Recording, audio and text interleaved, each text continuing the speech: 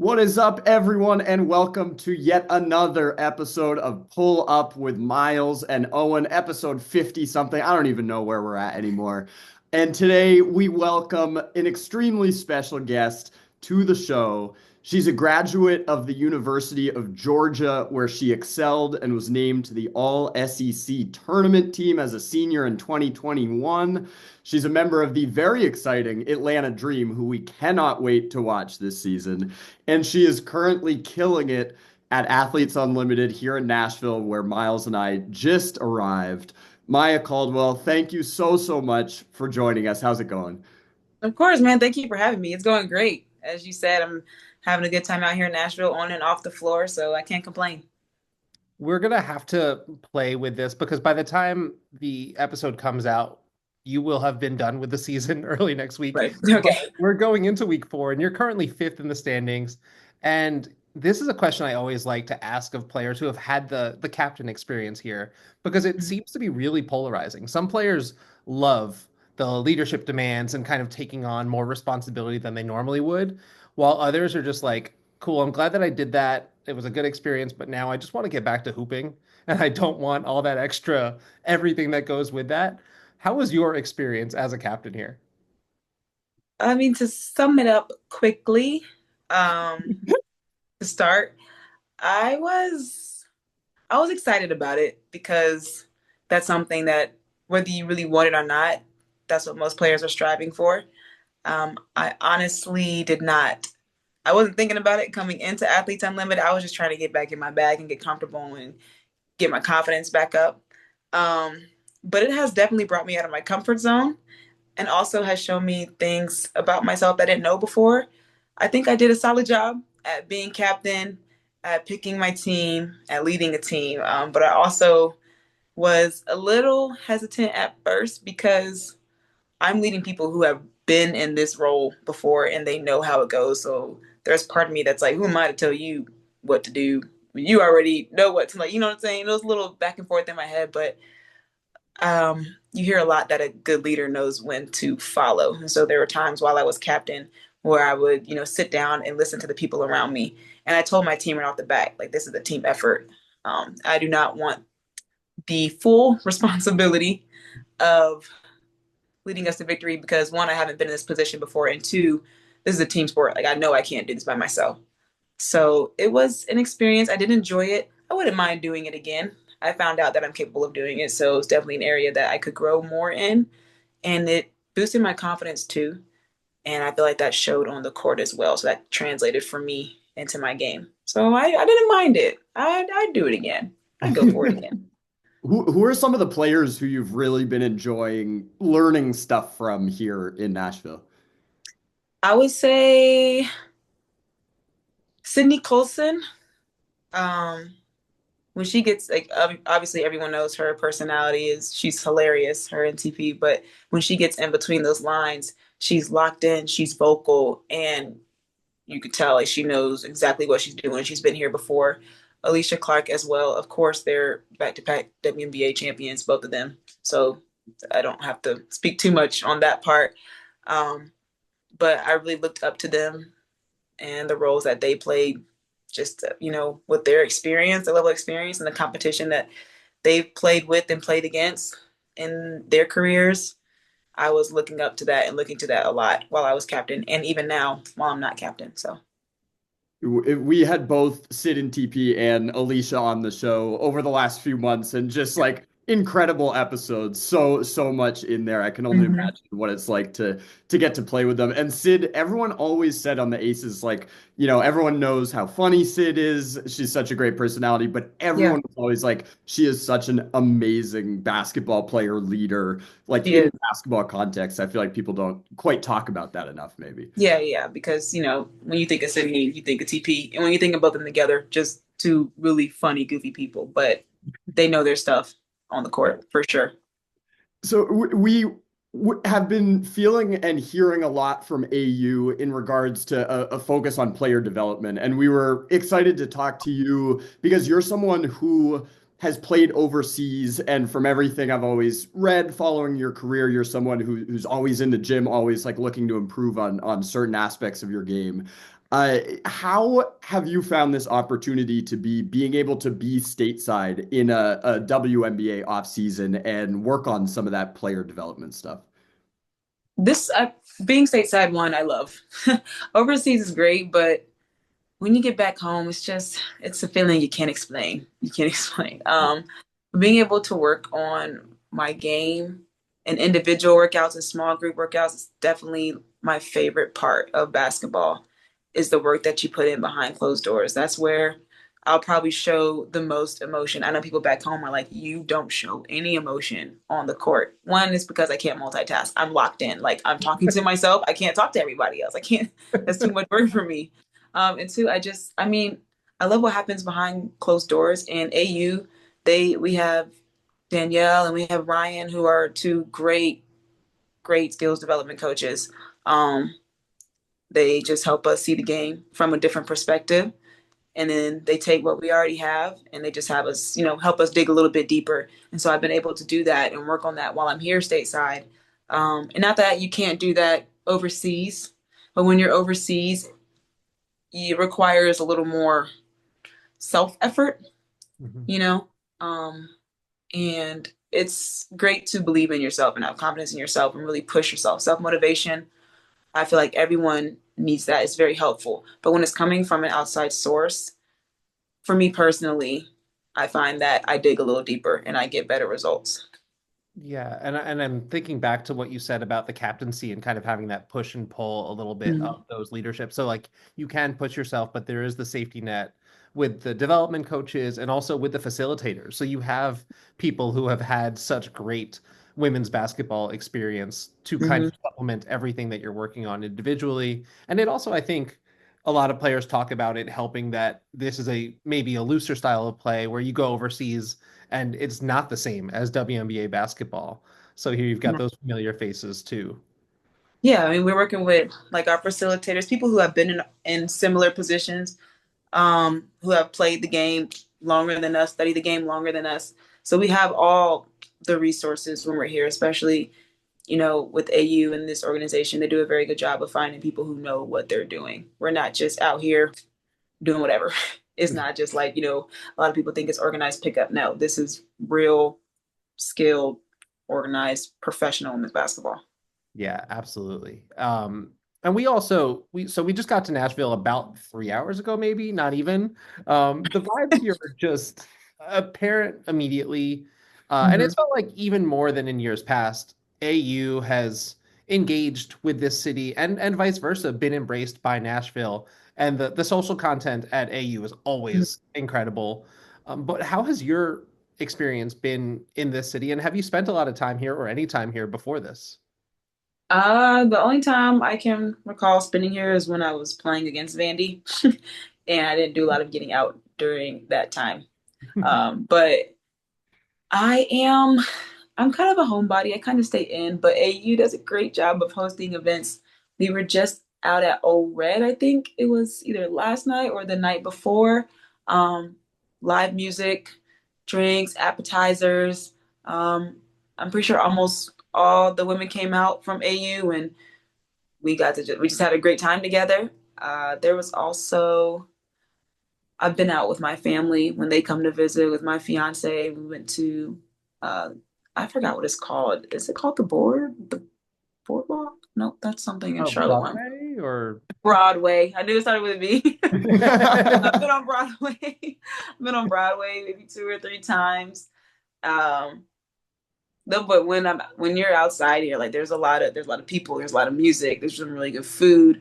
The first 2 weeks here, I wasn't finding the good food. I was very disappointed in Nashville, but I just kept getting pointed in the wrong direction. So I got some better suggestions recently, and I've tried those, and I'm working my way up. I'm we're getting gonna there. be we're gonna be asking you for those. And it's also that I think we're coming at this from a very different perspective where we can eat all of the like the heavy food that's here that you might be actively staying away. Honestly, I'm that professional, and people are like, "Oh, what's your diet like?" You don't want to know.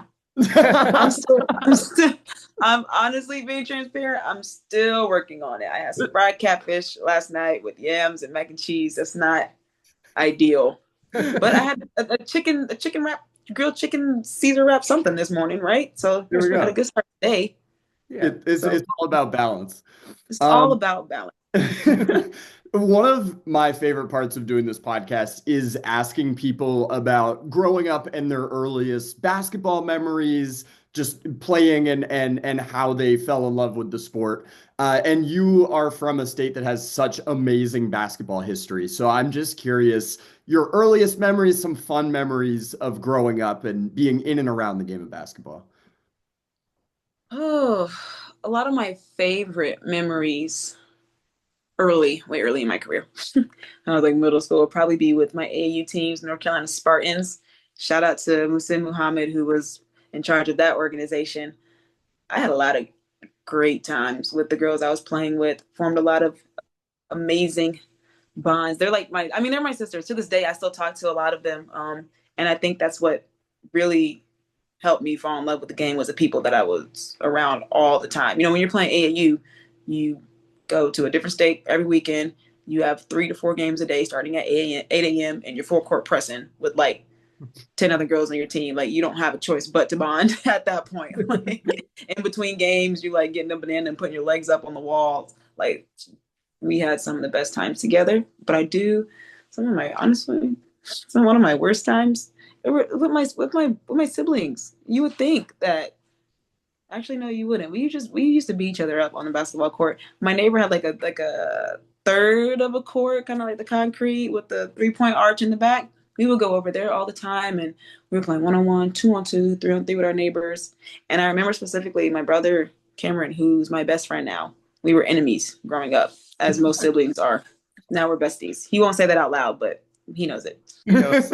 He did like off the heezy off my head, like threw the ball at my head. I'm on the ground crying.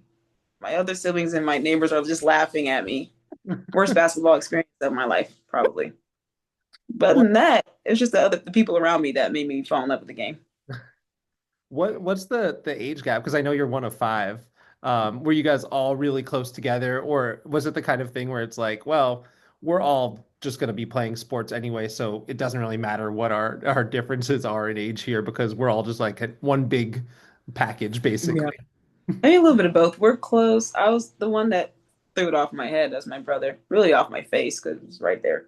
Um, we're 2 years apart, and I have another older brother 4.5 years, five. I want to see. We're 4 years and some change. I got a little sister. She's still 12 in my head, but she, she's still 12 to me. She's been 12 for the last 10 years. um, and then my two oldest sisters, a brother and sister, I don't even know their ages. They're way up there, respectfully. So, Throwing it off the heezy with like an audience is crazy. Like it's one thing to just be one on one, but you got people laughing. it's people just watching, laughing. Like, it's not funny. No. I'm like 10 years old. That's not the kind of pain I want to go through. I'm Like glad you you give already up the ran me sport. over. Huh? I'm glad you didn't give up the sport on the spot. Right. You already ran me over the possession before. Now you're throwing it off my face. I'm not going to win. You don't have to do that. I'm like 50 pounds lighter than you, 4 inches short. Let's not, you didn't have to do that. This is the past though. Like I said, we're best friends now. So I read that basketball was not your only sport growing up, and my other favorite sport, I'm a diehard tennis fan. So I have to ask you about your tennis history. I read that you loved playing at the net and the volleys. I just give me some tennis lore from Maya Caldwell. No, tennis is secretly my favorite sport. I love tennis so much. I haven't played in so long. But it's expensive. Wasn't for me. But tennis was, I think I was around 7 when I started. And again, me and my siblings, we all went into it together. I think my parents just kind of wanted to get us out the house and get rid of us. Because my mom would literally drop us off at a tennis camp and then not come back for 8 hours. So we were out there. My siblings did not like it at all. I remember there were days where we would try to hit our tennis instructor from the other side. We were bad. We weren't. We were just bad kids every now and then, at least 3 times a week.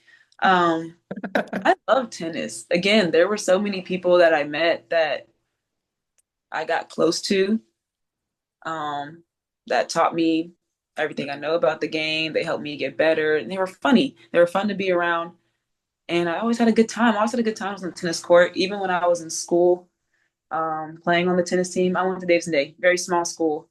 So I think we had 6 spots on the team, and there were literally like 7 players, maybe 8, depending on the year. Um, but what I loved the most about tennis was being at the net. I just feel like my opponents never really understood that my arms were way longer than their forehand cross court shot. And so I always got to it. And it was just the competitive. I feel like I was just a little more competitive on the tennis court. It was just, I got like a little itch when you brought it up. I feel the same way. I'm like, to your point about it being expensive, we live in New York City, and it's like I hate how inaccessible it is because Yeah. you're right, like there's something about that tennis itch that is incomparable to me Mm-hmm. in Like terms of the competitiveness. Yeah. people are picking up pickleball. No, you should have been playing tennis. You missed out. Right? Grow up and play some tennis. That's what Yeah. I've seen. The touch at the net too, that's my favorite thing of like Mm-hmm. the Little little heel backspin drop. on it and just Yep. drop it off. It's impossible. Then you just watch them run up to the net from the baseline. You're not going to get it. You're too slow. No. Yeah. Yeah. Do you have any favorite tennis players? Of course, the Williams sisters. Of course. I mean, that's who I was growing up watching. Yeah. Um, who else? I felt like I was always watching Serena versus Sharapova. Hmm. Yep. I feel like they only played each other. Yep. Every time that was It on, was me, spicy. And like, we and we all know who won every matchup. Let's just every let it time. clear. That's my favorite. I mean, she's incredible.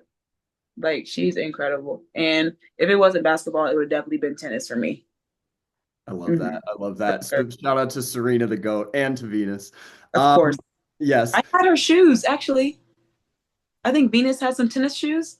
Oh, I had really? their lavender and white. They had like that squeaky plastic kind of material that was on it. I was stepping. I was nice. I was looking good Love on that. it. My first tennis racket was like a $20 Wilson tennis racket, Venus and Serena. And Good. that was what got me started. You were So committed. yeah, I was committed. I was committed. I could talk about tennis all day, but I am going to move us on in the interest of time. Okay. One of my favorite teams to watch of the last 10 years were your Georgia teams. Just like such a fun identity. I felt like you guys just were gritty and played such great defense and would like grind out these wins. So many great players on that team. What was it like for you playing in the SEC, the competitiveness, the energy, and like specifically, what are some of your fond memories of those years with your Georgia teammates? Yo, the SEC is or was tough. It's been a little up and down since we left, but I'm going to ride and die for SEC. It just means more. But the SEC, the competitiveness from every team, the rivalries, the beef between the teams. Mind you, we didn't even, I know that Florida was our rival. To this day, I don't know why, but we don't like Florida and we don't like Georgia Tech, and I'm going to go with that every time. uh, but my team, I guess I had 4 different teams that whole time. Um, my class, Q Morrison, Gabby Connolly, Mallory Bates, even like Stephanie Paul and Ari Henderson. That was probably I would say that was like the core that I was a part of. When we came in, I remember looking up to Q Morrison a lot because she had a hustle that nobody could copy. Oof. Like no matter how much you watch her, you can't imitate it. Like there's no way to mimic what she did on both ends of the floor. Now she definitely did inspire me. So when I'm those days when I'm actually playing really good defense or if I'm hustling, like I got that from watching Q Morrison. Like she was she's one of my favorite players. She is top 5, not 2, 3, 4, or 5. um and playing with that group of girls, we just had a special bond. I mean, that's what you get when you play a team sport, really.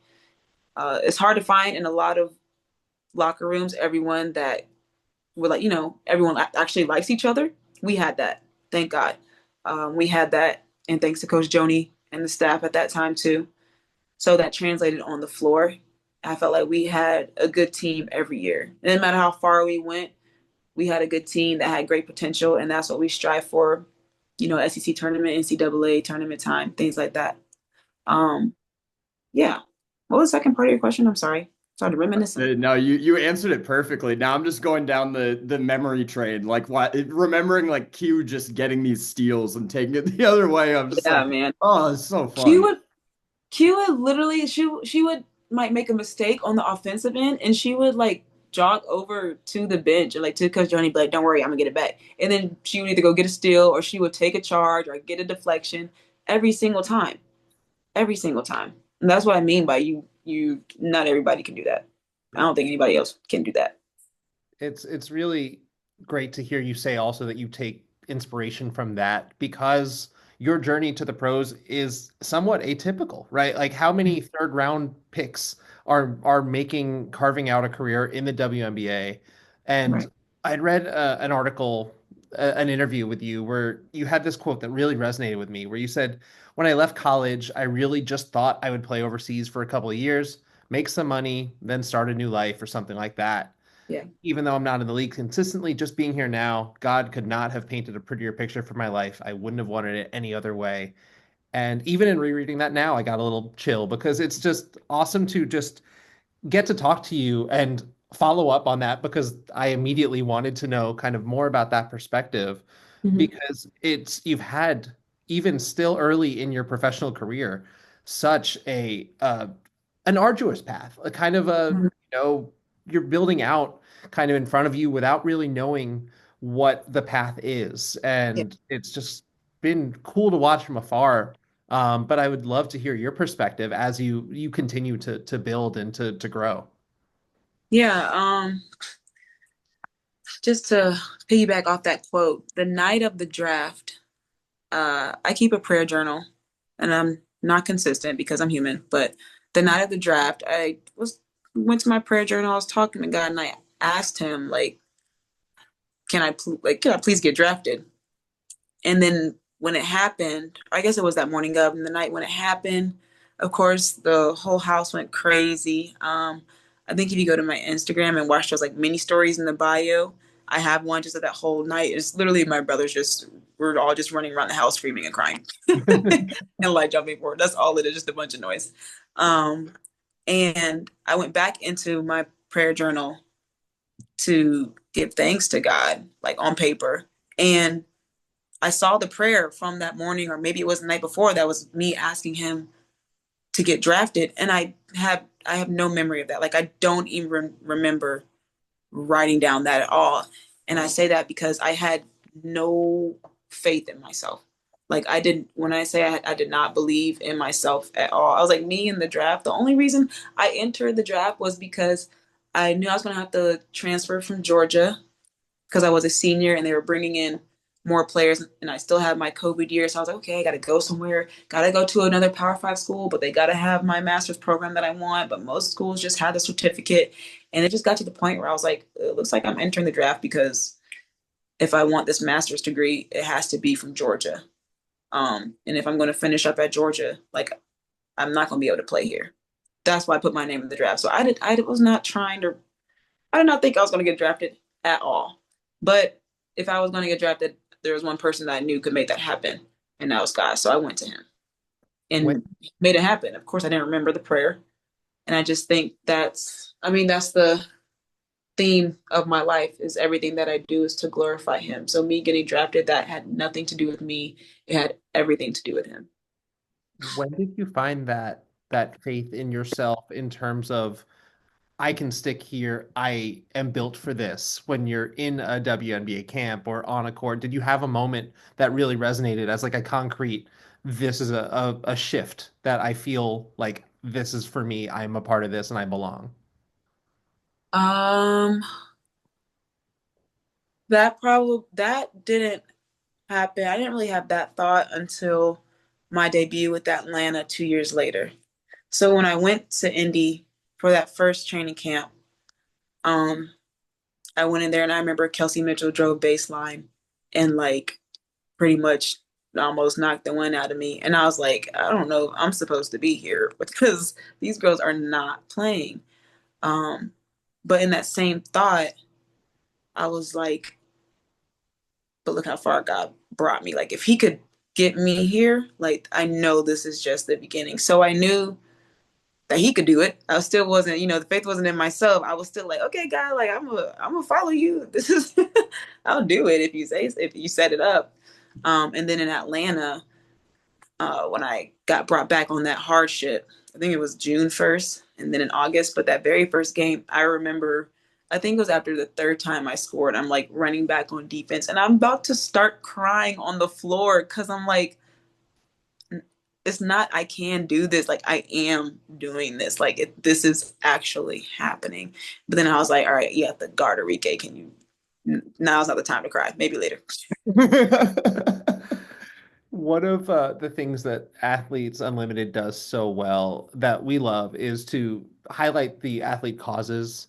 And I think that yours, we're already seeing the connection. And normally by this part of the conversation, we're seeing some of that influence, why this is so important. So you're playing in conjunction with and for Athletes in Action and Yes. just their quick tagline, so that people who are listening can kind of know what they're about, but they say that they connect athletes and coaches to the global community where they can develop holistically and discover purpose both during and after their competing career. Why is this something that's so important to you? When I was at Georgia, Athletes in Action, they sent oops, sorry, phone started going crazy. They sent Ashley McCord, who's now at Texas A&M, still working with Coach Joni and the Aggies. Um, and Ashley was like our team minister. She just became our big sister, and we stay in touch to this day. And um, I grew up in the church, right? My dad was a deacon, my mom was a deaconess, and then when I started playing AAU basketball, and my brothers were also playing AAU basketball, we started to travel a lot on the weekends. But my foundation was kind of planted a little bit. Like, I believed in God, talked to God, had a relationship with Him. But when Ashley came, I feel like she started to really help me kind of layer on top of that foundation, or even just put some glue in the cracks if there was any doubt or any worry or hesitation, if I was timid about anything. Like, Ashley was there for that. And I remember having Bible studies before every game. And we would meet and we would go get ice cream and talk about, not just our relationship with God, but also where we were mentally, how we can translate certain things into our play on the court. And that, if there's one thing I'm going to remember taking away from Georgia, it's going to be that, because it really, their tactics really force you to take a step back and they, and just put your faith in God, and to understand that it's okay to not be okay. And what she also did a really good job of was having us hold each other accountable and making sure that we were having each other's backs as teammates, as sisters, on and off the court. And I think that a lot of players, depending on your coach, there's a lot of coaches who really focus on their players on the court, and um, they're not really thinking about them as people off the floor.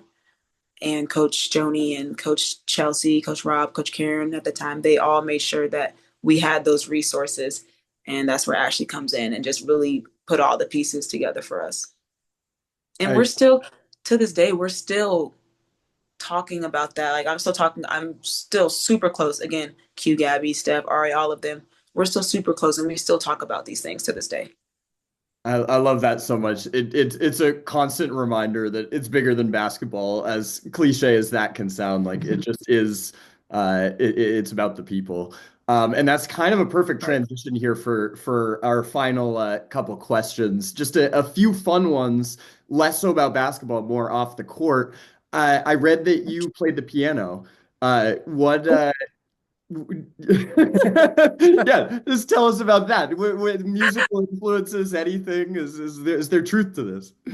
we had a few instruments in the family. I played the piano and the violin. Brother played the clarinet. There were some drums, guitar, but that was for my dad's side. My dad is a great singer, really good music, really good pianist. He's top tier.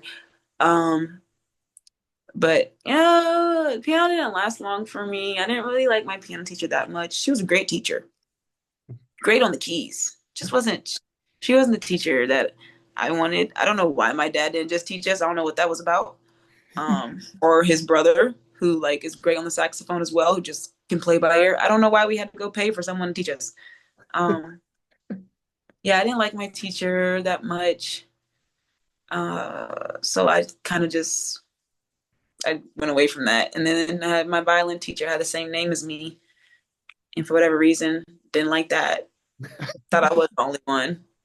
And she lived in my neighborhood, so I'm like riding down the street, down the hill with a violin on my back with this like Barbie brat strap. Like I'm just, it wasn't for me. And then plus, my mom was like, "No, these are athletes," so she made sure we were on the court and playing soccer, football, everything else. And my dad wanted us to, I guess he wanted us to be the next Jackson 5. And my mom was like, no. Was that a tension growing up? But was when your parents having different creative desires for what the vibe would be in the family? I don't know. I was too young to pay attention that much. I guess my mom won if there was any kind of divide, but Yeah. I mean, they were both in the gym with me when we were getting up early, so I guess my dad was okay with it. I guess he loved it too. And then just a final one. You said you're a homebody. You like to stay in, whether it's like putting some music on the speakers or whether it's like TV shows, movies. Like what's your vibe? What are some of your all-time artists, movies, TV shows, anything, just for like a night in? Um, I could do a little bit of TV, a little bit of music. I love Caleb Gordon and Alex Sheen. They're two Christian rappers. I like their music a lot. Um, More hip hop R&B vibe. I'm definitely going Tim's. Oh, I love me some Tim's. oh, so good. She's just like the perfect artist for me because I don't really like a lot of trap music, rap music, all that rah rah. Stop yelling at me. That's not why I turned the radio on. Stop yelling at me, please. I don't want to hear that. That's what my whole childhood was with the parents. I don't need that now. And then I love Marvel movies. I wouldn't say I'm a Marvel fanatic, but if I had the time, I would definitely be. I'm Just I'm saying, a, I look good. yeah, I'm like a completionist and I feel like I'm in it now, so now I have to like watch everything else, even if kind of diminishing returns at this point it feels like. But I'm like I dedicated so much time and invested so much Mhm. already into this. So I guess like whatever you put Go out, ahead. it's gonna be seated for it at this point. You're gonna enjoy it. Yeah. So yeah, you're gonna enjoy it. That's what I would do in the house. So Love that. Love that so much. Maya, thank you so much for taking the time to pull up with us. And I hope that, we're obviously going to see you around here the next couple of yeah. days, but that you've had a great time down here in Nashville. Mhm. And even if it's not fully your vibe, that you maybe hit some of those dueling piano bars on Broadway uh, before you dip out of the city. You'll know if it's me on those keys. Thanks so much. And yeah, we're excited to see you around the next couple of days. Good Yeah, luck in see the you final soon. week. Thank you guys. I appreciate you. This is great. Thank Thank you. you.